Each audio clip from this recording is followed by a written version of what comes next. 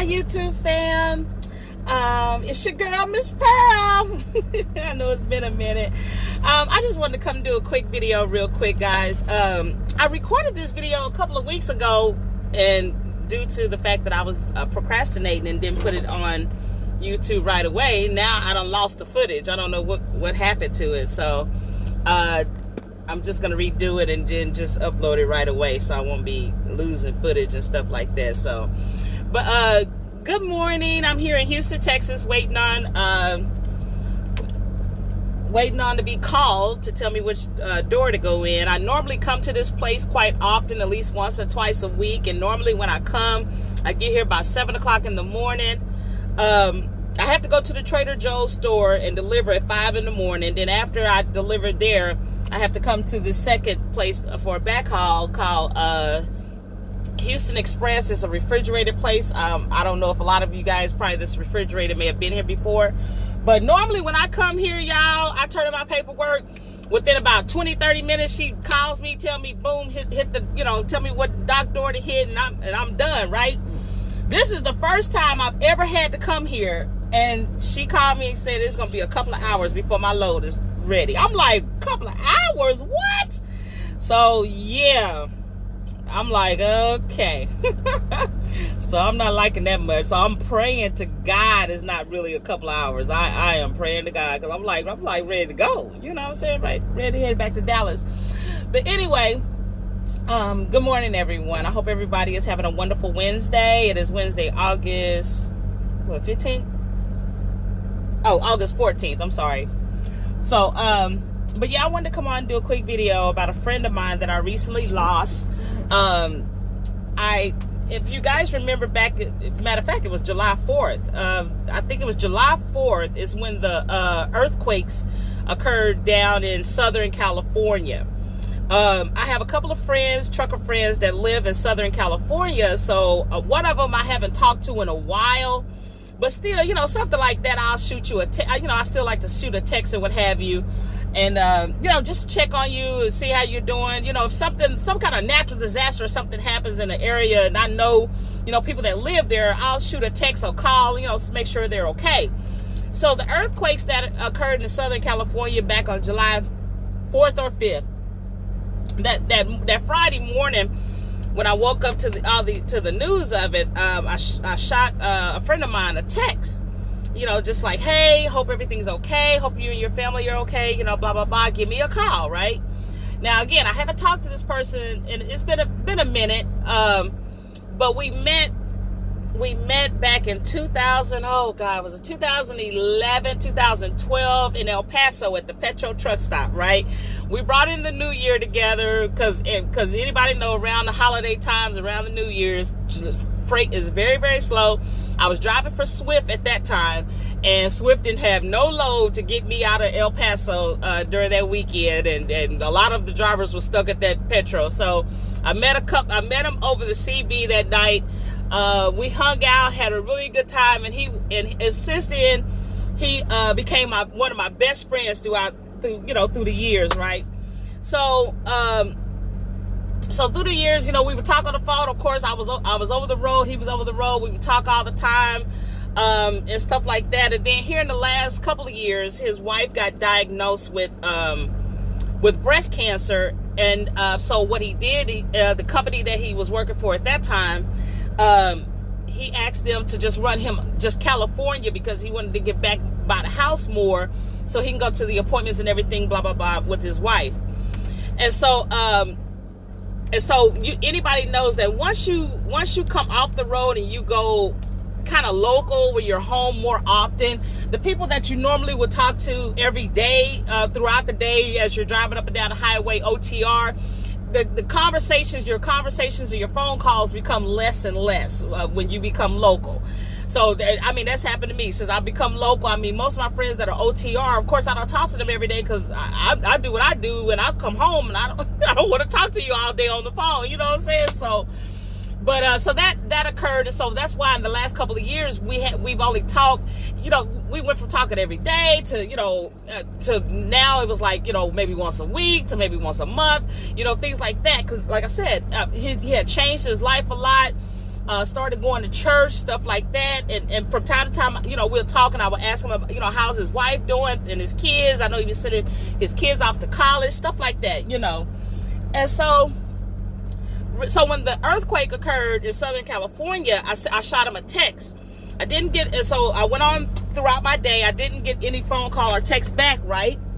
Later on that day, I was headed to Shallow Water, Texas, and I got a phone call, and the number came up California, and it was a number I didn't recognize. But then I had to think about it. I said, whoa, let me answer this, because I've, you know, sent a couple of text messages to some friends of mine in Southern California. Let me answer. Maybe they're calling me from a different number. And sure enough, it was his wife returning the phone call, and she said that somebody called for, you know, for Harold. And I said, yes, ma'am. I said, I was calling, you know, I was just calling to check on you guys and see how, you know, everything's going. And she said, oh, sweetheart. Whoo, y'all. She said, sweetheart, I am so sorry to tell you that he passed away June 11th. And I just, y'all, I was driving, and I just kind of just immediately, you know, went to crying, and, you know, just tears, you know. And she was like, oh my gosh, she said, I hope you are not driving. I said, well, yes, ma'am. I said, I am driving. I said, that's okay. I said, I'll be okay, you know. And so she, you know, went on to tell me what happened, that she had been on the phone with him all day that day. Because she was remodeling the house or something like that, and they had been, you know, she had been sending pictures to him and letting him know, you know, what she was doing to the floors and stuff like that. She said she had been on the phone with him throughout that day. She said he was headed to a friend of his birthday party in South Carolina. So he was shutting down in Mississippi.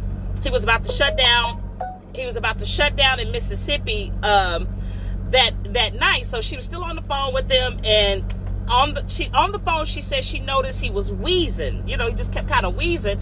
And she was like, you don't sound good. You know, what's going on? You don't sound too good. And he was like, you know, it comes from me smoking those cigarettes. I need to quit smoking cigarettes, you know, smoking those cigarettes, blah, blah, blah, blah, blah. And she said she just constantly told him, no, it sounds a little something worse than that, you know, blah, blah, blah. And she said she told him to call 911, and he just refused to do that. And she said, so I had to call 911 myself. I found out where he was, which pilot truck stop he was at. She said, I called 911. She said, at first, the 911 dispatcher thought I was doing a prank call to this, you know, to you know, someone at a truck stop, blah, blah, blah. And she said, I had to really convince these people, no, my husband is, you know, is having a medical emergency at the truck stop, blah, blah, blah. So finally, they dispatched somebody out to the truck stop, and she told him to stay on the phone.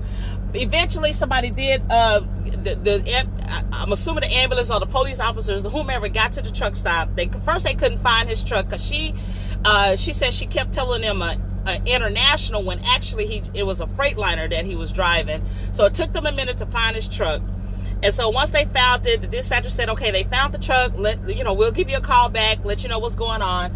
She said after a few minutes, she said she just couldn't wait. She called a couple of the emergency hospitals that were around that pilot, that were near that pilot. And she called the places, and they were like, no, we don't have anybody here by that name, blah, blah, blah. She said, so finally the dispatcher called her back and let her know that I guess the ambulance or whomever found him in the truck. He had a massive heart attack, and so at that point they just called a coroner.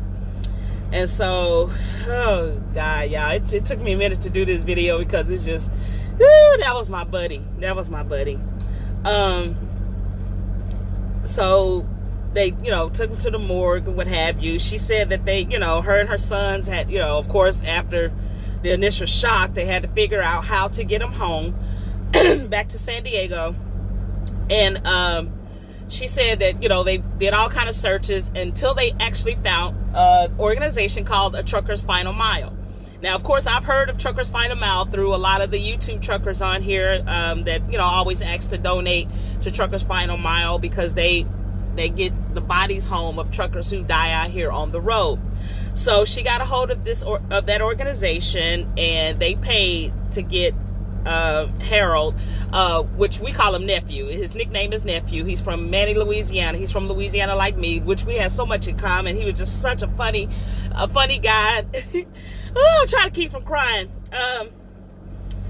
He was a great friend to have, and so they were able to pay the cost. They paid the cost and everything to get his body from Mississippi back to San Diego. And she said she was just so grateful to find that organization.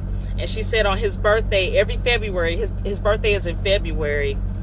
And she said every February she's going to do like a fundraiser, what have you, and raise money and donate it to Truckers Final Mile because, you know, of course she didn't know, you know, she was going to need, she didn't even know the organization existed, but she, you know, of course, she didn't know that the organization, that she was going to need them. And so, so she definitely wants to do a fundraiser on his birthday every year, and donate the money to this organization. So I just wanted to share that with you guys.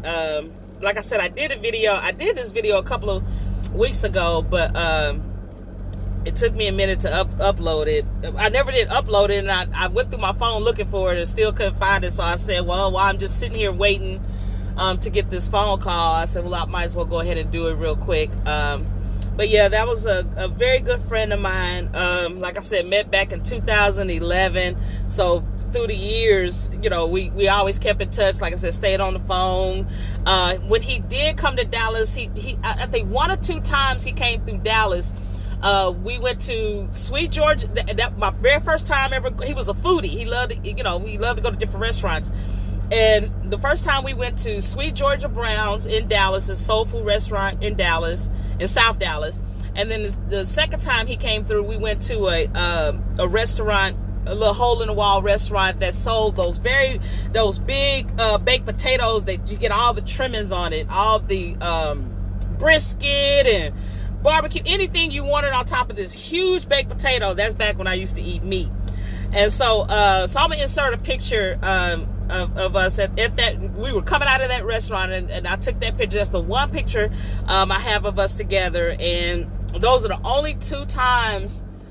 Let me see. I guess 3 times. Well, when I met him, and then the other 2 times was when he came through Dallas and we went out to eat a couple of times. And those are only 2 times I actually physically met him in person. All the other times were just, you know, over the phone and stuff like that. And I had to call my mom and my aunt in Louisiana because I will always, you know, I mean, I always talk to my family about my best friends that are out here, and I only have a few best friends that are truck drivers that my family is used to hearing me talk about. You know what I'm saying? And he's one of them.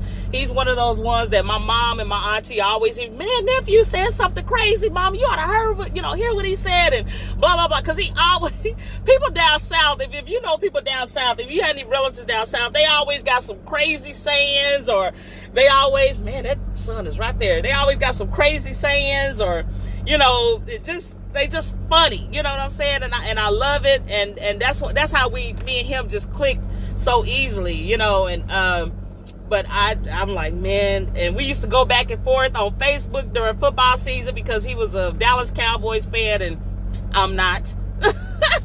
And so anytime he would put on there something about Dallas Cowboys, I had something to say, or anything I had something to say negative about the Dallas Cowboys, he'll come back and say something on my post, you know. So we, you know, the last few years we would kind of go back and forth on Facebook when it came during football season. So I'm gonna miss all that, y'all. I really am. But it was just, ooh, that was rough. That was rough. You know, that's kind of one of the worst things you want to experience out here on the road. You know, we all of us as truck drivers, you know, we know it's a dangerous job. You know, we know that. We know, you know, it's a dangerous job. And, you know, I always pray for my fellow truck drivers out here, over the road, local, it don't matter. You know what I'm saying? So, you just hope nothing happens to your friends. You know what I'm saying? So, so to hear that just kind of, that didn't sit well with me. I'm telling you, it's like I said, it's still kind of hard to talk about.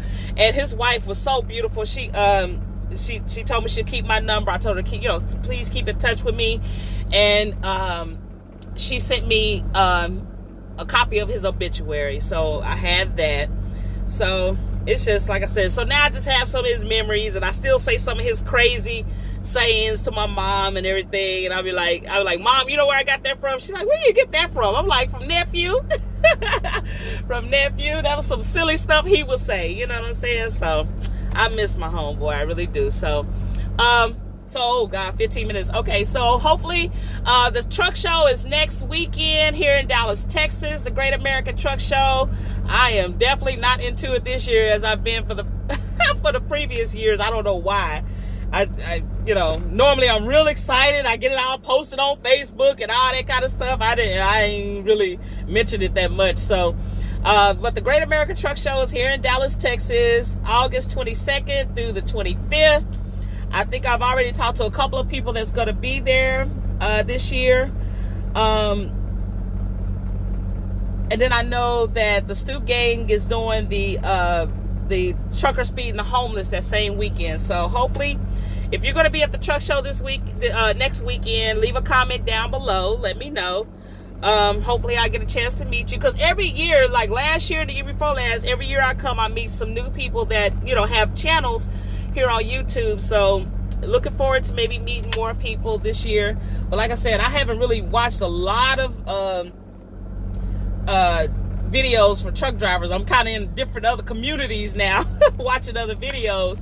So I don't know who's going to be at the truck show or what have you. So like I said, leave a comment down below if you're going to be there. So hopefully I'll see some of you next weekend if everything goes okay, if I'm still in the mood to go. But anywho, like, comment, subscribe to the channel. I'm gonna try to do more videos, you guys. Hopefully I'm not sitting here for 2 hours here in Houston. I'm ready to go. So, but anywho, everybody have a be safe out there on the road. To my drivers and to my four-wheelers, get out of the way. Learn how to use caution around 18-wheelers. But we as truck drivers know that we still have to drive for ourselves and other people on the road too. So it is what it is. So everybody have a safe and blessed Wednesday and the rest of the week. Hugs. Send out some hugs, y'all. Hug somebody today. Bye-bye.